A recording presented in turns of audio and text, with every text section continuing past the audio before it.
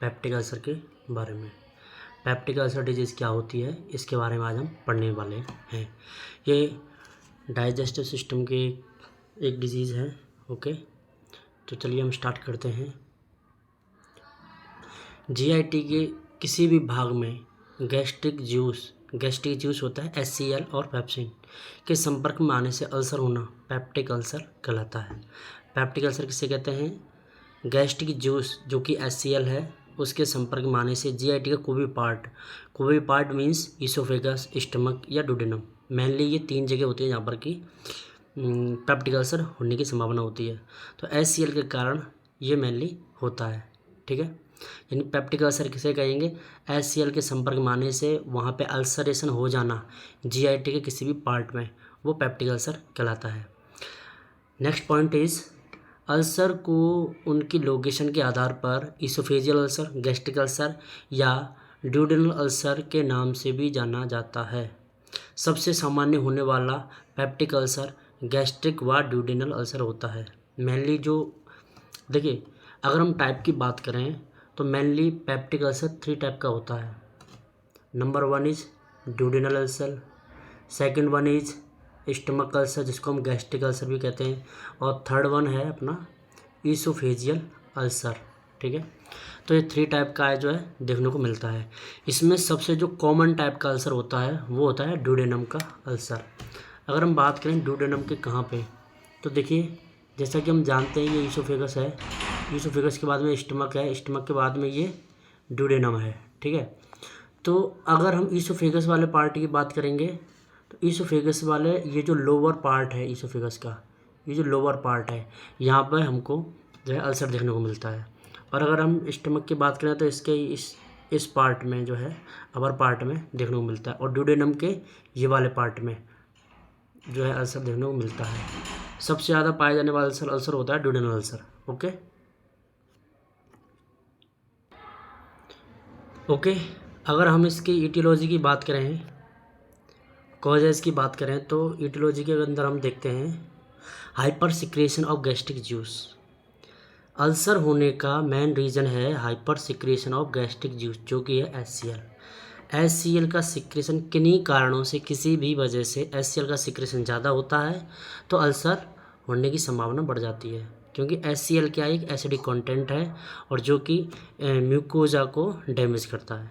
ठीक है, तो ईटियोलॉजी में हम बात करते हैं hyper secretion of gastric juice by increase stimulation of vagus nerve. किसके? Hyper secretion of gastric juice by increase stimulation of vagus nerve.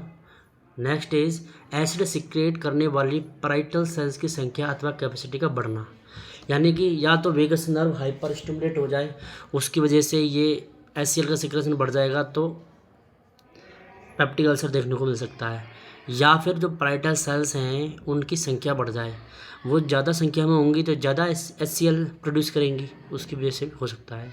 Impaired mucosal barrier, वो बैरियर जो कि लेयर को, म्यूकोजा को प्रोटेक्ट करते हैं, स्टमक की लेयर को या फिर ईसोफेगस या ड्यूडेनम की लेयर को प्रोटेक्ट करने वाले बैरियर हैं, वो ना हो, उनकी अनुपस्थिति हो या किसी कारण से वो काम ना करें तो उसकी वजह से भी अल्सर देखने को मिल सकता है। ठीक है, अब हम बात करते हैं इसके रिस्क फैक्टर के बारे में। रिस्क फैक्टर की अगर हम बात करें तो रिस्क फैक्टर में होता है अल्कोहल, स्मोकिंग, अल्सरोजेनिक ड्रग्स जैसे कि एस्पिरिन, NSAID तथा स्टेरॉइड का प्रयोग। इन सभी की वजह से अल्सर होने की रिस्क इंक्रीज हो जाती है। अगर हम बैक्टीरिया की बात करें तो सबसे इम्पोर्टेंट जो बैक्टीरिया जो भी इसके लिए रेस्पॉन्सिबल है वो है Helicobacter pylori bacteria. Helicobacter pylori bacteria के इन्फेक्शन के कारण अल्सर होने के चांस होते हैं। ओके, यह एक ग्राम नेगेटिव बैक्टीरिया है जो 90% पेप्टिक अल्सर तथा कुछ पेशेंट में गैस्ट्रिक कैंसर या mucosal associated lymphoid type lymphomas करता है। पेप्टिक अल्सर तथा ब्लड ग्रुप O की हिस्ट्री। पेप्टिक अल्सर तथा कोई कैंडिडेट है जिसके अंदर ब्लड ग्रुप O है तो या पेप्टिक अल्सर पहले भविष्य में हो चुका है तो ब्लड ग्रुप O वाले कैंडिडेट में अल्सर होने के चांस ज़्यादा रहते हैं, या फिर कि कोई कैंडिडेट है जिसको पहले अल्सर हो चुका था कभी तो ऐसे व्यक्ति में भी अल्सर होने के चांस ज़्यादा रहते हैं। नेक्स्ट कारण है स्ट्रेस। स्ट्रेस की वजह से क्या होता है, वैजो कॉन्स्ट्रिक्शंस, और उसकी वजह से अल्सर हो जाता है। यानी कि अगर कोई कैंडिडेट या कोई व्यक्ति स्ट्रेस ज़्यादा लेता है तो स्ट्रेस की वजह से वैसो कॉन्स्ट्रिक्शन होगा। कहाँ, उन ब्लड वेसल्स में जो कि ब्लड सप्लाई करती हैं जीआईटी में, जैसे ड्यूडेनम में या स्टमक में। अगर स्टमक को या ड्यूडेनम को सप्लाई करने वाली ब्लड वेसल्स कॉन्स्ट्रिक्ट हो जाती हैं तो ब्लड सप्लाई प्रॉपर तरीके से नहीं हो पाएगी, और प्रॉपर ब्लड सप्लाई ना मिलने की वजह से उनमें अल्सर देखने को मिलता है, जिसमें मोस्ट कॉमन टाइप का अल्सर होता है ड्यूडेनल अल्सर। ठीक है। Next is Zollinger Ellison syndrome. इसके अंदर क्या होता है, पैनक्रियाटिक आइसलेट्स के ट्यूमर से गैस्ट्रिन का सामान्य सिक्रेशन होना, जिससे गैस्ट्रिक जूस का सिक्रेशन बढ़ जाता है। जोलिसन एलिसन सिंड्रोम ऐसा है जिसमें पैनक्रियाटिक आइसलेट्स में अगर ट्यूमर हो तो गैस्ट्रिन का सिक्रेशन बढ़ता है, और उसके सिक्रेशन बढ़ने से गैस्ट्रिक जूस यानी एचसीएल का सिक्रेशन बढ़ जाता है, और एचसीएल का सिक्रेशन बढ़ेगा तो क्या होगा, अल्सर होगा। ओके। नेक्स्ट है कर्लिंग अल्सर। कर्लिंग अल्सर बोलते हैं सीवियर बर्न की वजह से होने वाला अल्सर कर्लिंग अल्सर कहलाता है। बेसिकली इसके होने का कारण भी इम्यूनोसप्रेसेंट या लेस ऑफ ब्लड सप्लाई है, क्योंकि बर्न वाले पेशेंट में जिस एरिया में बर्न हुआ है उसके अंदर जो ब्लड सप्लाई है, जिस जगह बर्न हुआ है वहाँ पे ब्लड सप्लाई इंप्रूव, वुंड को हील करने के लिए ब्लड सप्लाई इंक्रीज हो जाती है। इस कारण से स्टमक के अंदर ब्लड की जो सप्लाई है वो प्रॉपर तरीके से नहीं हो पाती, और उसी कारण से जो अल्सर देखने को मिलता है जिसे हम कहते हैं कर्लिंग अल्सर। नेक्स्ट है कुशिंग अल्सर। कुशिंग अल्सर होता है हेड इंजरी में आईसीबी बढ़ने से वेगस नर्व के स्टिमुलेशन, गैस्ट्रिक एसिड का सिक्रेशन बढ़ने के कारण। कुशिंग सिंड्रोम होने का कारण है कि वेगस नर्व का स्टिमुलेशन हो जाता है। अगर वेगस नर्व स्टिमुलेट होगी तो एचसीएल का सिक्रेशन बढ़ेगा। वेगस नर्व हमेशा एचसीएल के सिक्रेशन को बढ़ाती है। ठीक है। और वेगस नर्व स्टिमुलेट होती है हेड इंजरी के केस में। ओके। उस कारण अगर अल्सर होता है तो उसे हम कहेंगे कुशिंग अल्सर। ठीक है। Next is Crohn's disease. Crohn's disease एक chronic granulomatous inflammatory disease usually in terminal ileum. Crohn disease के कारण भी अल्सर कंडीशन देखने को मिलती है। ओके। अगर हम साइन एंड सिम्टम्स की बात करें तो गैस्ट्रिक अल्सर के अंदर खाना खाने के 30 से 60 मिनट बाद में मिड एपिगैस्ट्रिक रीजन के लेफ्ट में ग्रे जिनेविंग शार्प पेन होता है, तो इसका मतलब गैस्ट्रिक अल्सर है। खाना खाने के बाद में 30 मिनट के बाद में 40 मिनट के बाद में 60 मिनट के बाद में पेन स्टार्ट हो रहा है, इसका मतलब वो गैस्ट्रिक अल्सर है, बिकॉज उस दौरान एचसीएल का, खाना खाने के बाद में एचसीएल का प्रोडक्शन इंक्रीज होता है ना। इस कारण से अगर गैस्ट्रिक अल्सर है, स्टमक अल्सर है, तो एचसीएल होने की वजह से वहाँ पे जलन होगी, पेशेंट को पेन होगा। ओके। और गैस्ट्रिक अल्सर का एक और होता है हेमेटमेसिस, यानी कि उल्टी जब कैंडिडेट को होगी तो उसमें ब्लड आएगा, उसे बोलते हैं हेमेटोमेसिस। ये इंडिकेट करता है कि कैंडिडेट को गैस्ट्रिक अल्सर है। ओके। दूसरा है ड्यूडेनल अल्सर, जो कि मोस्ट कॉमनली पाया जाता है मिड एपिगैस्ट्रिक रीजन में। खाना खाने के 1.5 से 3 घंटे बाद में नाइट के समय बर्निंग पेन होना, ये इंडिकेट करता है मिलेना इसको, ड्यूडेनल अल्सर को। यानी किसी कैंडिडेट ने खाना खाया, खाना अभी स्टमक में है तो पेन, ड्यूडेनल अगर किसी को है तो पेन नहीं होगा, लेकिन जब खाना वहाँ से पास आउट होकर ड्यूडेनम में जाता है 2 घंटे बाद, 3 घंटे बाद, और कैंडिडेट को पेन होता है, तो इसका मतलब इंडिकेट करता है कि व्यक्ति को ड्यूडेनल अल्सर है, जिसके अंदर ब्लैक टेरिस्टूल भी देखने को मिलता है। ठीक है। खाना खाने के बाद में पेन रिलीव होता है तो इंडिकेट करता है ड्यूडेनल अल्सर है, और खाना खाने के 3 घंटे बाद, 2 घंटे के बाद अगर पेन हो रहा है तो इंडिकेट करता है ड्यूडेनल अल्सर है। किसी कैंडिडेट ने खाना खाया, ड्यूडेनल अल्सर है तो उसके पेन नहीं होगा, लेकिन 2 घंटे बाद, 3 घंटे बाद, 4 घंटे बाद पेन हो रहा है, इसका मतलब वो ड्यूडेनल अल्सर है। कॉम्प्लिकेशंस की अगर हम बात करें, अगर इस बीमारी का ट्रीटमेंट प्रॉपर तरीके से ना हो तो क्या कॉम्प्लिकेशंस हो सकते हैं, तो इसमें है हेमरेज हो सकता है, परफोरेशन हो सकता है, पाइलोरिक ऑब्स्ट्रक्शन हो सकता है, स्कार बन सकते हैं। डायग्नोसिस की अगर हम बात करें तो हम इसमें करते हैं एंडोस्कोपी। डॉक्टर प्रेफर करता है एंडोस्कोपी, जिसके अंदर एंडोस्कोप को इंसर्ट करके स्कार या अल्सर है उसको विजुलाइज किया जाता है। ठीक है। डायरेक्टली ड्यूडेनम में या गैस्ट्रिक में या ईसोफेगस के अंदर। ओके।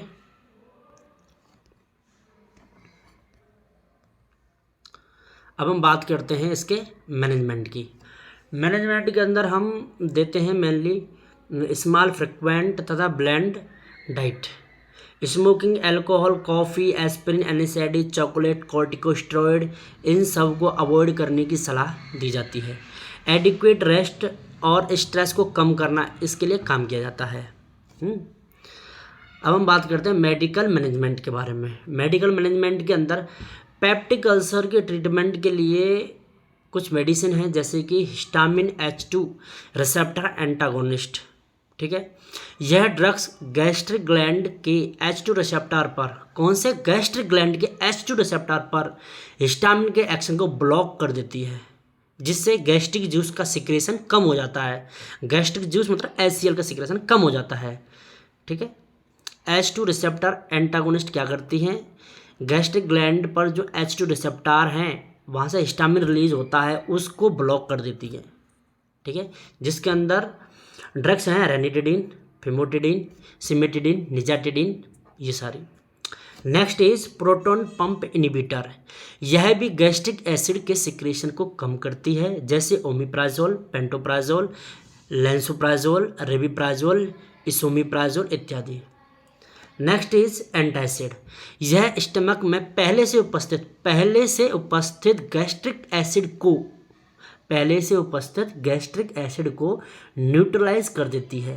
न्यूट्रलाइज का मतलब एसिड है उसकी एसिडिटी को कम कर देगी, यानी कि उसको क्षारीय बना देगी, एल्कलाइन बना देगी, जैसे कि magnesium hydroxide, aluminium hydroxide, calcium carbonate, sodium bicarbonate. Next is mucosal barrier drugs. यह एसिड व पेप्सिन के विरुद्ध म्यूकोजा पर एक प्रोटेक्टिव लेयर बनाती है, जैसे सुक्रोल्फेट, यानी कि स्टमक की जो म्यूकोजा है उसके ऊपर प्रोटेक्टिव लेयर बनाते हैं ताकि HCl असर ना कर सके। Next is antibiotic therapy. इनका हेलिकोबैक्टर पाइलोराई बैक्टीरिया के इन्फेक्शन को ट्रीट करने के लिए उपयोग में किया जाता है, जैसे क्लैरिथ्रोमाइसिन, एजिथ्रोमाइसिन इत्यादि। ट्रिपल थेरेपी एच पाइलोरी के लिए फर्स्ट लाइन ट्रीटमेंट होता है। हेलिकोबैक्टर पाइलोरी के लिए triple therapy first line treatment होता है, जिसमें अमोक्सिसिलिन 1 ग्राम, क्लैरिथ्रोमाइसिन 500 ग्राम, प्रोटॉन पंप इनिबिटर जैसे पेंटोप्राजोल 40 mg को 7 से 14 दिनों तक देते हैं। मैं दोबारा से रिपीट करता हूँ, हेलिकोबैक्टर पाइलोरी के इन्फेक्शन को ट्रीट करने के लिए फर्स्ट लाइन ट्रीटमेंट में 3 ड्रग दी जाती हैं, जिसे हम ट्रिपल थेरेपी कहते हैं, जिसमें पहली है amoxicillin 1 gram, clarithromycin 500 gram and proton pump inhibitor जैसे कि पेंटोप्राजोल 40 mg 7 से 14 दिन के लिए दिया जाता है। Okay, next is prostaglandins. यह भी गैस्ट्रिक एसिड के सिक्रेशन को कम करते हैं, जैसे कि मीजोप्रोस्टोल। अब हम बात करते हैं सर्जिकल मैनेजमेंट की। देखिए, यदि पेशेंट मेडिसिन से अनरेस्पॉन्सिव है, मेडिसिन लेने से कोई असर नहीं हो रहा, आराम नहीं मिल रहा है, हेमरेज, परफोरेशन तथा ऑब्स्ट्रक्शन हो जाता है, तब व्यक्ति को सर्जिकल ट्रीटमेंट की ज़रूरत या आवश्यकता महसूस होती है, जिसमें हम पहले करते हैं vagotomy, vagal stimulation. It increase HCl secretion, यानी वेगस नर्व अगर स्टिमुलेट होती है तो वो क्या करती है, HCl के सिक्रेशन को बढ़ा देती है। इसलिए हम सर्जिकल रूप से वेगस नर्व को काट के हटा देते हैं, ब्लॉक कर देते हैं, नष्ट कर देते हैं। Okay, next is total gastrectomy. Stomach को रिमूव करके ईसोफेगस को ड्यूडेनम या जेजुनम के साथ अटैच करना टोटल गैस्ट्रेक्टोमी कहलाता है। इसमें स्टमक को हटा दिया कंप्लीटली, ईसोफेगस को ड्यूडेनम या जेजुनम के साथ जोड़ा जाता है, जिसे हम कहेंगे टोटल गैस्ट्रेक्टोमी। टोटल गैस्ट्रेक्टोमी में स्टमक को कंप्लीटली रिमूव कर दिया जाता है। Third one is antrectomy. Antrectomy को हम गैस्ट्रिक रिजेक्शन भी कहते हैं, removal of lower half of the stomach. Stomach के आधे हिस्से को हटा देना एंट्रेक्टोमी कहलाता है। अब हम बात करते हैं मोस्ट इंपॉर्टेंट बिलरोथ फर्स्ट, यानी गैस्ट्रोड्यूडेनोस्टोमी। स्टमक के डिस्टल पार्ट यानी पाइलोरस को रिमूव करके स्टमक के शेष भाग को ड्यूडेनम के साथ अटैच कर देना, जोड़ देना, एनास्टोमोसिस कर देना क्या कहलाता है, बिलरोथ फर्स्ट सर्जरी कहलाता है, जिसका दूसरा नाम है गैस्ट्रोड्यूडेनोस्टोमी। बिलरोथ सेकंड की अगर हम बात करें तो जिसका दूसरा नाम है गैस्ट्रोजेजुनोस्टोमी। पार्शियल गैस्ट्रेक्टोमी करके स्टमक के शेष भाग को जेजुनम से एनास्टोमोसिस कर देना, जोड़ देना, अटैच कर देना कहलाता है बिलरोथ सेकंड, जिसका दूसरा नाम है gastrojejunostomy. Next is pyloroplasty. Pyloric obstruction को रोकने के लिए पाइलोरस का एनलार्जमेंट करना कहलाता है पाइलोरोप्लास्टी। प्लास्टी शब्द इंडिकेट करता है रिपेयर को, ठीक है। नेक्स्ट इज पेशेंट को पोस्ट ऑपरेटिव कॉम्प्लिकेशन जैसे कि dumping syndrome, bleeding, diarrhoea, hypoglycaemia तथा विटामिन B12 डेफिशिएंसी के लिए ऑब्जर्व करना होता है। ये पोस्ट ऑपरेटिवली आपको ध्यान देना है। मैं दोबारा से बता देता हूँ, पोस्ट ऑपरेटिवली कहाँ पे ध्यान रखना है हमको।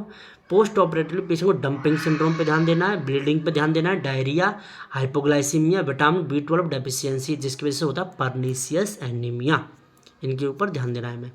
डंपिंग सिंड्रोम क्या होता है? सिम्टम्स का समूह होता है जिसमें नोजिया, वीकनेस, स्वेटिंग, पाल्पिटेशन होता है। डंपिंग सिंड्रोम में बेसिकली क्या है, स्टमक का जब रिजेक्शन हो जाता है, हटा देते हैं, तब फूड डायरेक्टली नीचे की तरफ डाउन पार्ट में या ड्यूडेनम में आता है, या फिर हम ये कहें कि स्टमक जल्दी इम्पिटी हो जाता है। इस कंडीशन को कहते हैं डंपिंग सिंड्रोम। डंपिंग सिंड्रोम में पार्शियल गैस्ट्रेक्टोमी किए हुए पेशेंट में फूड के इंजेक्शन के बाद गैस्ट्रिक कंटेंट का शीघ्र खाली हो जाना डंपिंग सिंड्रोम कहलाता है। खाना खाने के 30 मिनट बाद साइन सिम्टम्स का एक समूह जैसे feeling of abdominal fullness, cramping, nausea, vomiting, weakness, sweating, palpitation और बोरबोगमी यानी गार्गलिंग साउंड का होना, ये डंपिंग सिंड्रोम में सिम्टम देखने को मिलते हैं। ओके, तो ये था हमारा पेप्टिक अल्सर। हम एक बार इसको वापस से रिवाइज कर लेते हैं। HCl के सिक्रेशन HCl के ज़्यादा प्रोडक्शन होने से स्टमक की या फिर ईसोफेगस की या ड्यूडेनम की, मोस्ट कॉमनली ड्यूडेनम की लेयर का डैमेज होना, अल्सर होना पेप्टिक अल्सर कहलाता है। जिसके लिए रिस्पॉन्सिबल होता है क्या, मेनली HCl रिस्पॉन्सिबल होता है, और मेनली HCl रिस्पॉन्सिबल होता है। HCl का प्रोडक्शन बढ़ सकता है वेगस नर्व के स्टिमुलेशन से, हेलिकोबैक्टर पाइलोरी इन्फेक्शन की वजह से, जॉलिंजर एलिसन सिंड्रोम की वजह से, स्ट्रेस की कंडीशन की वजह से, या बर्न की कंडीशन की वजह से। इन सभी कारणों से अल्सर देखने को मिल सकता है, ठीक है। अल्सर के हमने टाइप पढ़े। अल्सर की अगर हम बात करें, पेप्टिक अल्सर की बात करें तो टाइप है तो ड्यूडेनल अल्सर जो मोस्ट कॉमनली देखने को मिलता है, दूसरा है गैस्ट्रिक अल्सर, और तीसरा होता है ईसोफेजियल अल्सर, ठीक है। ट्रीटमेंट के लिए हमने बात की, H2 रिसेप्टर एंटागोनिस्ट ड्रग देंगे, प्रोटॉन पंप इनहिबिटर देंगे, ठीक है। और सर्जिकल अगर हम ट्रीटमेंट की बात करें तो टोटल गैस्ट्रेक्टोमी, बिलरोथ फर्स्ट, बिलरोथ सेकंड और पाइलोरोप्लास्टी कर सकते हैं। डंपिंग सिंड्रोम पे खासतौर पर ध्यान रखना होता है। पोस्ट ऑपरेटिव मेजर्स मैंने बता ही दी। ओके, अगर आपको वीडियो